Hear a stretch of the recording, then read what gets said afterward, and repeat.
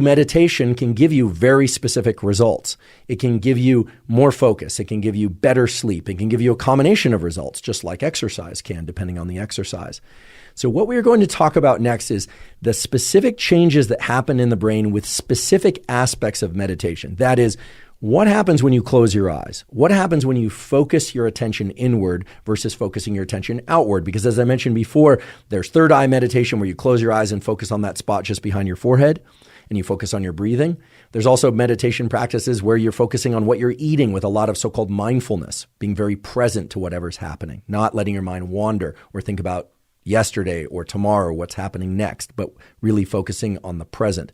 There are also meditation practices, of course, where you are in a format of interpersonal communication, where you're really listening very intensely. That too is a form of mindfulness. So we're going to parse each of these things, and we are going to ask what's happening in the brain and body during each of these meditation practices so that you can develop specific meditation practices that you can invoke in your real life on a daily basis, or thankfully, I would say for some who are pretty busy, that you could even do once a week or even once a month that will still clearly benefit you in specific ways. I'd like to spend the next 10 minutes or so talking about the neuroscience of meditation. I promise you I'm not going to just list off a bunch of different brain areas that are active during meditation. That wouldn't be useful to you. In fact, I don't believe in throwing out a lot of nomenclature without also giving some mechanistic explanation as to what different brain areas do. And you could say, well, what good is it knowing what different brain areas do and their names if I can't actually manipulate those brain areas? But the good news is you actually can manipulate those brain areas. As I'll tell you today, you can turn up the activity in certain brain areas and turn down the activity in specific brain areas with specific elements of a meditation practice. So that's quite exciting and quite different, really, from other aspects of neuroscience that we might discuss on this podcast. So there are a few different brain areas whose names I'd like to arm you with. And again, the names themselves aren't essential, but if you can grasp even the top contour of what I'm about to say, you'll be in a much better position to parse and use the information that follows. There's an area of your brain that sits right behind your forehead that's called the prefrontal cortex. Basically, it's the front bumper of your head, just behind the bone, okay? That area just behind your forehead that we call the prefrontal cortex actually encompasses a lot of different things. And actually, you have two of them. You have one on the right side of your brain and you have one on the left side of your brain. And they're connected to one another, but they actually do different things. The area that I'd like to focus on today for a bit is the so-called left prefrontal cortex. Or if we were going to get really specific, we'd say the left dorsolateral prefrontal cortex. Dorsal means up, lateral means to the side. So if you want to touch the left side of your head and move your hand just toward the midline, toward the sort of top of your head a little bit, so that's dorsal. And then lateral, as long as your hand is still on the side of your head, you're in the left dorsolateral prefrontal cortex. Okay, so you've got your hand probably right over your left dorsolateral prefrontal cortex. That area of the brain we know from lesion studies where it's been damaged in animals or humans, and we know from stimulation studies where it's been selectively stimulated in animals, or yes, indeed, also it's been done in humans, has an incredible ability to control your bodily senses and to make sense, that is to interpret what's going on in terms of your emotions and your bodily sensations. So from now on, unless I say otherwise, if I say prefrontal cortex, I'm specifically referring to the left dorsolateral prefrontal cortex, but I'm going to shorten that up just for sake of simplicity and ease of communication. If I'm going to talk about another area of prefrontal cortex, I'll talk about another area. But if I say prefrontal cortex today, what I mean is left dorsolateral prefrontal cortex. Stimulation of left dorsolateral prefrontal cortex, or I should say more appropriately, when your left dorsolateral prefrontal cortex is active, you are in a great position to interpret what's going on with you emotionally, to interpret your bodily signals of comfort or discomfort, and then to make really good decisions on the basis of that interpretation. And that's because the left dorsolateral prefrontal cortex is in direct communication with and is directly connected to another brain area called the anterior cingulate cortex, or ACC. Now, I'm just going to refer to it as the ACC, okay? The ACC is an area of your brain that is interpreting a lot of different things about bodily signals. For instance, how fast you're breathing, whether or not your heart is beating quickly or slowly, and more importantly, whether or not your heart is beating quickly or slowly for the circumstance that you are in. So for instance, if you're running up a hill and you're in even in great shape and your heart is beating very fast, it's unlikely that you are going to be concerned about your heart beating fast because that is appropriate for the circumstance. However, if you're just walking along and all of a sudden your heart starts beating very quickly for no apparent reason, well, then you are going to interpret that as either pathologic or uncomfortable, inappropriate for the context that you happen to be in. The left dorsolateral prefrontal cortex is the area of the brain that actually has some control over and especially can interpret what's going on in this ACC region. Now, most of you probably haven't heard of the ACC. Most of you probably have heard of a brain area called the amygdala. It's an almond-shaped structure on the two sides of the brain. People talk about it as the fear center, etc. But your ACC, the anterior cingulate cortex, gets input from areas like the amygdala, your threat detection centers, but it also gets input from an enormous number of other areas of your brain and body, including your heart, your gut. So it gets information about how full that is distended or how empty your gut is. It gets information about how quickly you're breathing from input from your lungs and related structures. It's an absolutely critical station for making sense of what's going on in your body. And it works very closely along with one other structure. And I promise it's going to be the third structure in this triad, and then I'll stop listing off names. So we have dorsolateral prefrontal cortex. Think of that as sort of the interpreter of what's going on inside of you. You have the ACC, or anterior cingulate cortex, which is the area of your brain that's bringing in all this information about what's going on inside your body and even on the surface of your body. You know, if you have any pain or an itch or a mosquito bite on the surface of your body, your ACC would definitely register that. And then there's this other absolutely incredible brain structure, which is called the insula, I-N-S-U-L-A, insula. And the insula has a bunch of different parts to it. But the insula is another area that is interpreting signals of what's going on in your brain and body. So the ACC and the insula are working together to try and figure out, what's going on inside me? And in addition to that, the insula is interpreting information about what's going on outside of you. So your insula is saying, for instance, hey, this is a steep hill that I'm running up. And as a consequence, whatever heart rate increase that I'm experiencing or heavy breathing or burning in my lungs, this all makes sense.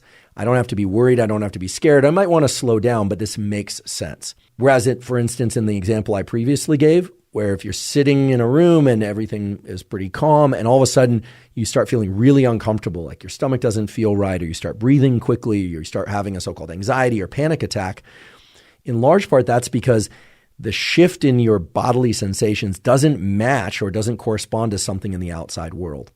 So there's this incredible triad, which includes the left dorsolateral prefrontal cortex, the cingulate or anterior cingulate cortex, and the insula. And those three are working together in a kind of conversation. It's a neural conversation, but a conversation nonetheless, trying to figure out, okay, what's going on inside me? How do I feel? What am I thinking about? And this could be thoughts about the past or the future or the present.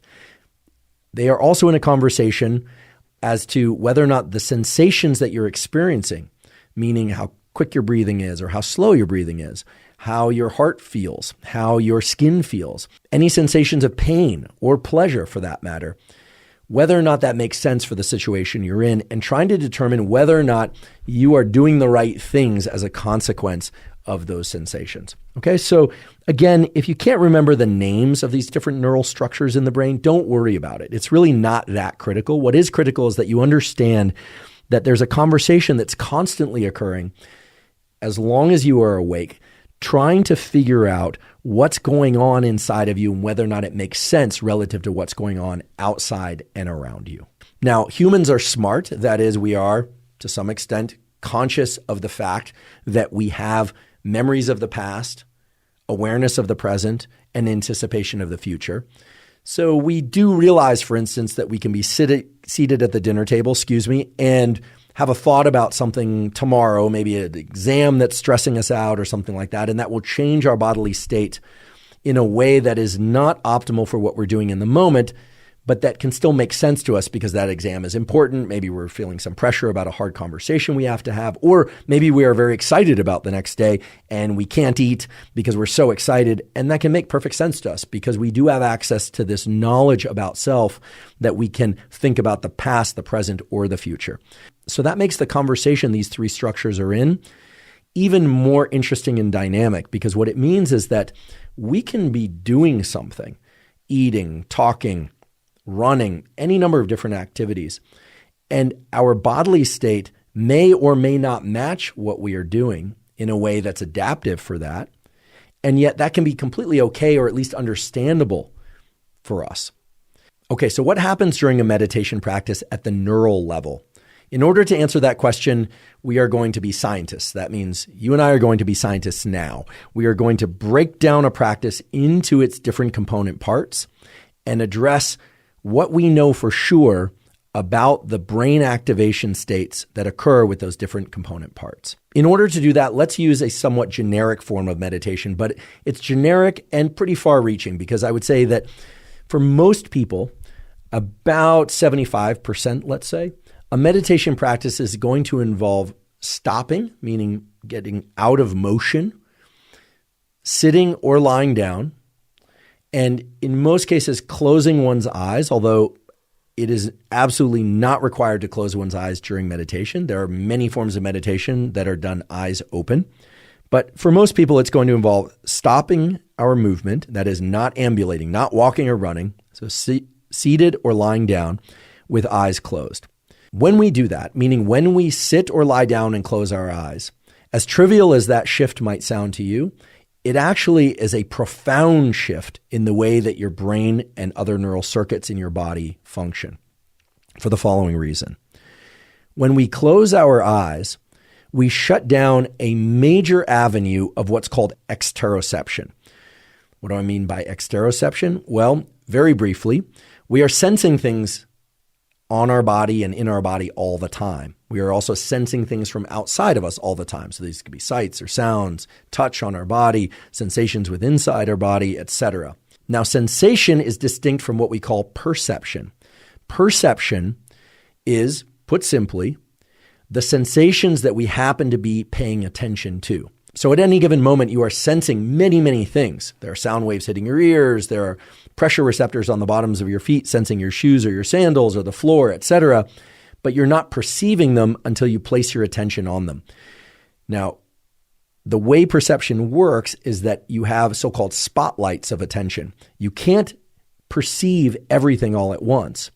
Every sound, every sight, every touch. That would be overwhelming. In fact, that would be terrible. Rather, you have spotlights of perception that can either be very narrow. So for instance, you could focus all of your perception right now on your big toe of your right foot and really pour all of your awareness, your attention, into what you're perceiving there, what it feels like, if there's tingling or pressure, heat or cold, etc. Or you can broaden that spotlight to include both feet or all your toes on both feet, and then your legs and your whole body or the entire room. Perception is like a spotlight, and I should mention there are very good data that we can split our attention into two, but probably not more than two spotlights. And we can make those spotlights of perception either very broad and diffuse or very narrow. You can practice this now if you like. You can pick a spot on the wall away from you anywhere, or if you're driving, you can look at some location and you can focus intensely on one small location. For instance, a tree in the horizon or a person on the street or any number of different things outside of you. Or you can broaden that spotlight to include the entire scene at once. You can also focus a spotlight of perception on your body, say on the left upper portion of your chest. And of course, you can focus on the left upper portion of your chest and something outside of you. You can split your attention between those two perceptual spotlights. It's very hard, although not impossible, to have three perceptual spotlights. But most people can split to 2 points of attention or perception pretty easily. The other thing that most people can do pretty easily is merge those two spotlights, or rather to have just one spotlight of attention. So you don't always have to have two spotlights of attention on. And here I'm using the word attention and perception interchangeably. But you could, for instance, have 2 points of attention. So you're talking to somebody and you're paying attention to whether or not somebody's walking in the door or not. So that's 2. Or you could be completely focused on the person you're talking to. Or you could be completely focused on the stomach ache or the great sensation of hunger that you have in your belly while talking to somebody. In fact, you're not even listening to what they're saying at all. Okay, so you have 2 spotlights of perception. You can split them or merge them into one. And this is very important. Those spotlights of perception can intensify or dim. And there I'm using analogy. What I mean by that is your perception of what's happening within those spotlights can be very, very high acuity. That is, you can register very fine changes in detail, like tingling on one side of your big toe of your right foot versus the other.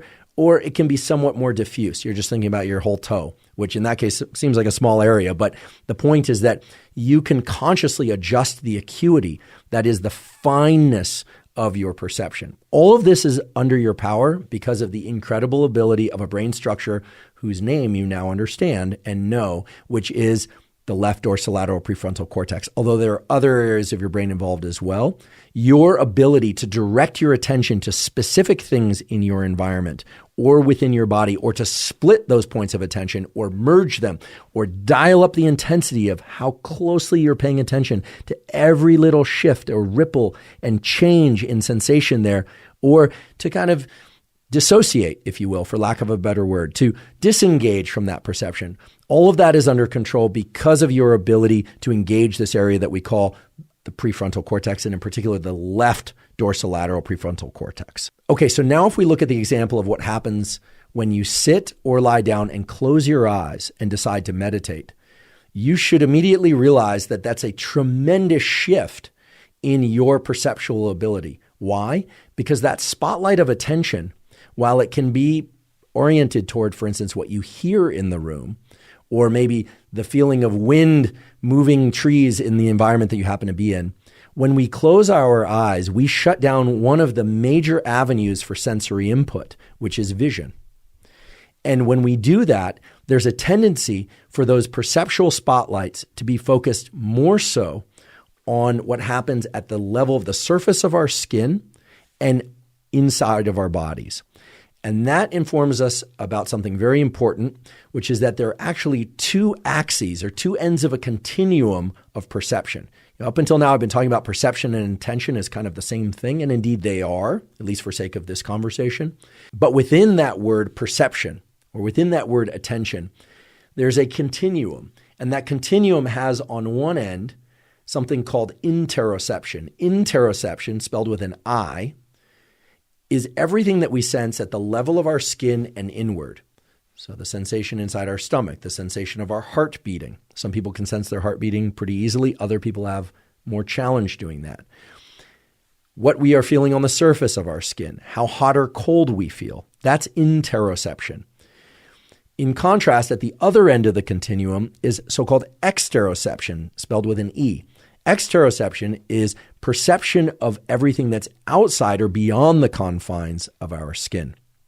So by shutting our eyes, and in particular in a meditative practice where we direct our attention toward our so-called third eye center, this area right behind our forehead, which not so incidentally is the prefrontal cortex, or in some cases where people will focus on their breathing, so the movement of their stomach or the movement of their diaphragm or the lifting of their chest or the extension of their belly while they breathe. By doing that, we are taking what ordinarily is a perceptual state that's split between the outside world, exteroception, and usually also toward our inner state. You know, most people are generally in touch with how they are feeling from the skin inward while they are also paying attention to what's outside of them. You can think about somebody, for instance, at a restaurant or sandwich shop about to order a sandwich and you're reading the menu. So that's exteroception, right? The menu is outside the confines of your skin. And little ideas or maybe big ideas come to mind about what the roast beef sandwich or the vegetarian sandwich will taste like, what it will do for you, what's in it, what you like, what you don't like, etc. That's splitting interoception and exteroception. But when we close our eyes, we stop, we slow down, we focus on our breathing or that third eye center, the majority of our perception then shifts to interoception. And when we shift down to that end of the continuum of interoception, something very important happens. What happens is that those two regions, the ACC, the anterior cingulate cortex, and the insula, really ramp up their levels of neural activity. And that should make perfect sense to you because those are areas of your brain that are registering and paying attention to the various sensations of how full or empty your stomach feels, whether or not the surface of your skin feels hot or cold, and on and on. So by just sitting down or lying down and closing your eyes, your brain undergoes a massive shift from exteroception to interoception. Now, that's not to say you can't be distracted by external events, and in fact, many people are. But the early stages of transitioning into a meditative state involve this shift down the continuum, or I should say to one end of the continuum, because there's no down up, there's just the continuum. Shift along the continuum to heightened levels of interoception. What does it mean to be at one location or another location along this continuum of interoception or exteroception? Well, we know what it means neurally, right? We know that if you are more interoceptively aware, your insulin ACC are active, but that's not very useful. That's not helpful as a tool. That's just a fact. Now, there have actually been studies of what a meditation practice can do in terms of moving you along this continuum from where you naturally sit in order to help you function not just during the meditation, but at all times. And in order to illustrate this, I want to start with a description of what is now a classic study. It's a very cool study, has a very cool name. It talks about something very important that will come up again and again in today's conversation. That's something called the default mode network. The default mode network is a collection of different brain areas that essentially are active when we're not doing much of anything, and certainly is active when we are not focused on one particular task or conversation or activity. The default mode network can be thought of more or less as the network that generates mind wandering, or our thoughts drifting from the past to the present to the future. Remember earlier I talked about how your perceptual spotlight can either be two spotlights or they can merge. Well, similarly, human beings can think about the past, surely, the present, definitely, and the future. And it turns out we can also split our thoughts, just like we can split our perception, into two of those three things. So I can think about the past, a past event, and I can think about the present. I can split my thinking and my memory in that way. I can also think about the present and the future. I can also think about the future and the past, although it's very difficult, although not impossible, to split one's thinking and memory into the past, the present, and future simultaneously. Not easily done, but pretty easy to split one's attention and thinking into two of those three things, either the past, the present, and the future, or any two of those three things. Okay? Just like with attentional spotlighting, you can place your mind, your thinking, and your memory, your cognition onto one of those things and be very, very present, or the past and the present, and so on and so forth.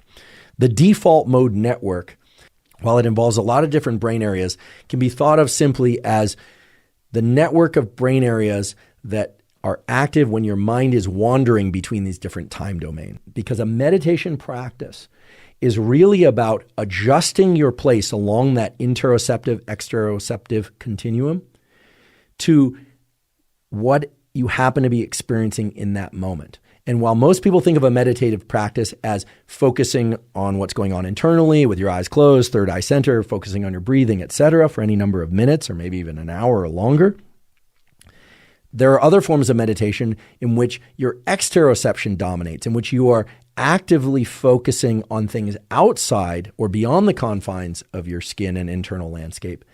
And that too is meditation. The brain itself, meaning the brain tissue, does not have any sensory neurons. What do I mean by that? Well, if I touch the top of my hand, I can feel that. If I want to sense my heartbeat, if I work at it, I can feel that. If I want to sense how I feel internally at the level of my stomach, is it full, is it empty, am I hungry, is it acidic, does it ache, or does it feel pleasant, etc., I can sense that. And that's because we have sensory neurons on our skin and in our body, etc. We also have sensory neurons in our eyes that let us perceive things externally. We have no sensory neurons on our brain. This is one of the reasons why you can remove the skull and do brain surgery on somebody who's wide awake and be poking around in there, and they don't need any anesthetic on the brain itself. They need anesthetic for the incision site, but they don't need anesthetic on the brain because it has no feeling. You have emotions, but there's no feeling. So normally we are perceiving and paying attention to what we are sensing, either externally, sights and sounds, again, exteroception, or internally, interoception, touch, etc. But by focusing our perception and our attention not on our bodily surface like a body scan, but to a point a couple centimeters or inches behind our forehead, we essentially are bringing that attentional, that perceptual spotlight to a location in which there is no sensation. There's nothing to feel there. And when we do that by closing our eyes and focusing on that quote unquote third eye center, which is the prefrontal cortex, to be quite honest, when we do that, something else happens. And what happens is when we are not thinking about and perceiving our sensations, because there are none there, our thoughts and our emotions and our memories sort of mushroom up. A better way to put it would be that they geyser up and take on more prominence in our perception. What I mean by this is that normally, I'm not thinking about the contact point between me and this chair, but as I'm speaking, I'm in contact with the chair and those neurons are firing. But if I focus my energy and attention on them, they're going to fire the same, but more of my perception goes there. Similarly, I'm thinking things all the time, you are too, and I'm perceiving things all the time, and I'm remembering things all the time, and I'm anticipating things all the time about the future. But by focusing my attention on the one organ for which I have no sensation, that is my brain, well then, thoughts, feelings, and memories, feelings meaning emotional feelings, start to grow in their prominence, in my awareness and in my perception. Another key component of meditation is the pattern of breathing that you embrace. In fact, the pattern of breathing that you embrace during your meditation practice can itself be its own form of meditation. Essentially, if your inhales are longer and or more vigorous than your exhales, then you will tend to be more alert, or you'll shift your brain and body towards a state of more alertness. This is simply based on the way that the neural circuits, like the pre-Botzinger nucleus and the parafacial nucleus, that govern respiration physiology and alertness, simply the way they work. They communicate with brain areas that release noradrenaline, norepinephrine, etc. In contrast, if you emphasize longer duration and or more vigorous exhales relative to your inhales, you will tend to relax more. You will tend to calm your nervous system. Now, you might be saying, okay, I understand what it is to make an inhale longer than my exhale, but how do I make it more vigorous? Well, it simply means drawing more air into your lungs more quickly than you allow yourself to exhale that air. So an example of inhale-biased breath work would be, so there's an active emphasis on the inhale, and it's a little bit longer than the exhale, which is passive. Conversely, if you want to relax, then you want to extend your exhales relative to your inhales, and you can even make them active exhales. So it can be inhale, exhale. That's going to shift your nervous system in a direction of more calm. And of course, if you would like to stay at the level of alertness, aka calmness, because those are two sides of the same seesaw or the same continuum. If you'd like to be right where you're at the end of your meditation as where you started, at least in terms of levels of alertness and calmness, well, then you would just keep your inhales and your exhales relatively balanced in terms of duration. Well, there's another component that I'd like to raise now, which we could say is the third major component. If the first one that I raised was interoceptive versus exteroceptive bias or continuum, the second being breathing. There's a third component. This is a component, again, that hasn't really been formalized in the literature, but that Dr. Spiegel and I are working hard to formalize through some research and through an upcoming review that we will provide links to once it's out. And that's a separate continuum, which is the continuum between interoception and dissociation. So now all of you know what interoception is, but most people probably don't know or don't realize what dissociation is. Often we hear about dissociation, sometimes called disassociation. Some people pronounce it dissociation. Guess what? Despite being corrected many times for each of those pronunciations, I checked with my colleagues who are experts in dissociation or disassociation, and guess what? They're the same thing. Tomato, tomato, potato, potato. So I'm going to say dissociation. Some people will say disassociation, like I disassociate. Other people will say I dissociate. Okay? Both of those refer to essentially the same thing. Dissociation is often talked about in the context of a negative event. And indeed, dissociation is unfortunately, or I should say, is adaptively associated with traumatic events. In particular, violent or sexual trauma, people will report feeling out of body or out of the experience during the experience or during a recollection of the experience. Dissociation has also been described in terms of people who are in a traumatic accident or they see someone killed right in front of them. First responders will talk about dissociating when they arrive on a scene. I don't want to provide, gruesome imagery here because I know people can be pretty sensitive to this, but, showing up on the scene of a car crash and just seeing carnage or incredible damage to bodies or, this sort of thing. Dissociation lies at the opposite end of a continuum with interoception. Now, earlier I said that interoception is on the opposite end of a continuum with exteroception, but it also is on the opposite end of a continuum with dissociation. We can provide some better definitions, perhaps, to make this crystal clear. And here I'm actually reading from an upcoming review. I feel comfortable reading from it because I'm an author on the review. But nonetheless, interoception refers to a process by which your nervous system, meaning your brain and connections with your body, senses, interprets, integrates, and regulates signals originating from within the body, and thereby provides moment-to-moment mapping of your internal landscape at both a conscious and unconscious level. Okay, that's a lot of words to describe basically the process of perceiving what's happening at the level of the surface of your skin or inward. Dissociation can be thought of as the opposite of interoception. It's a lack of bodily awareness or a removal of one's conscious experience from one's bodily experience and awareness. Again, this is most often talked about in the context of something traumatic, but really, if we think about health and mental health and physical health, the optimal place to reside on the continuum between interoception and dissociation is somewhere in the middle. We don't want to be dissociated from life's experiences, but we also don't want everything that happens in the world to profoundly impact our heart rate and our breathing. We'd be yanked around by every experience.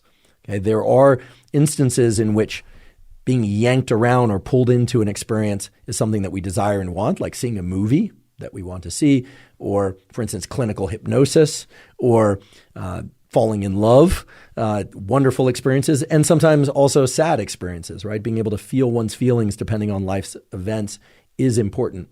But being too dissociated or being too feeling, that is feeling so much in response to everything that happens, is also problematic. There are certain people, for instance, that have challenges with what's called narrative distancing.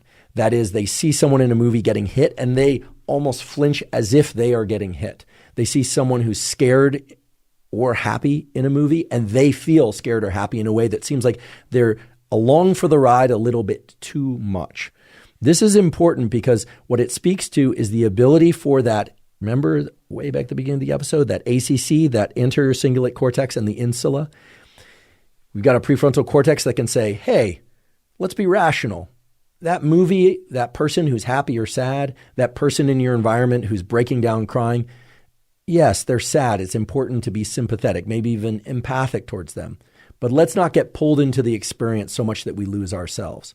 And then, of course, there are areas of your brain that are also leaning on, and here I'm using metaphor, but they're leaning on the insula and ACC and saying, hey, there's somebody that I care about that's upset, I'm also going to be upset. Or somebody I care about is happy, I'm also going to be happy. Or they're scared, so I'm also going to be scared. So it's a push-pull between our recognition that we are each distinct entities and also, of course, the very healthy desire to be attached to others' experiences and the experiences around us. So why am I raising yet another continuum, right? We already have the one continuum of interoceptive, exteroceptive awareness.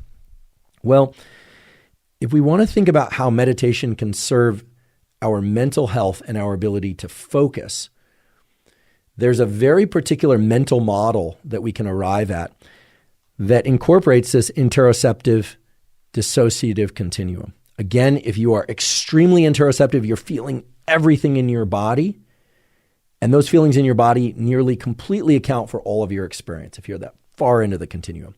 On the dissociative end of things, you can see what's going on, you can react to what's going on, but your bodily response to that is essentially shut down. You could either be paralyzed, shut down, so in kind of no movement, or you could still be engaging in behaviors, but you're dissociated. Again, sadly, this is often what victims of trauma report, that they are able to just go through the motions, but just shut off their emotions, or their emotions just shut off. They aren't feeling the elevated heart rate or breathing. Sometimes they can even be quite scared, but they're not even perspiring or showing any signs of autonomic arousal. That is fright or stress or panic. A meditative practice done regularly, because it can allow us to become more interoceptively aware, or it can allow us to become more exteroceptively aware, which is really just another form of dissociation. Again, dissociation isn't always bad, provided it's not at the extreme. A meditative practice can actually teach us to deliberately move along this continuum. So this is something, again, that hasn't been discussed a whole lot in the literature. It's been discussed, I should say, in pieces in different literatures. If you look in the clinical psychiatry literature, there's a wonderful collection of studies and reviews that will say that interoceptive awareness is terrific, except for the person that is so aware of their internal functioning that they are not able to engage in the world. Similarly, you'll find a beautiful literature, research and clinical literature, that will say that dissociation is terrible in the case of trauma. In fact, it can put people in positions of repeating a behavior over and over that's damaging to them, but because they can disengage or they're dissociated from it, that they continue the behavior. Or dissociation can be very adaptive and beneficial if it allows people, for instance, to create some narrative distancing so they're not getting pulled into every argument. Or if someone screams at them, they don't necessarily think that it's their fault. They are able to say, hey, wait, use their prefrontal cortex and say, hey, wait, like just because you're upset does not mean that I did something wrong. Let's look at the evidence rationally. Okay. So in thinking about the positive effects of meditation on mood, there are two aspects that are important. The first one we talked about earlier, which is being present to one's experience correlates with increased happiness. Having your mind wander, having your default mode network be one of mind wandering, actually is correlated with being more unhappy.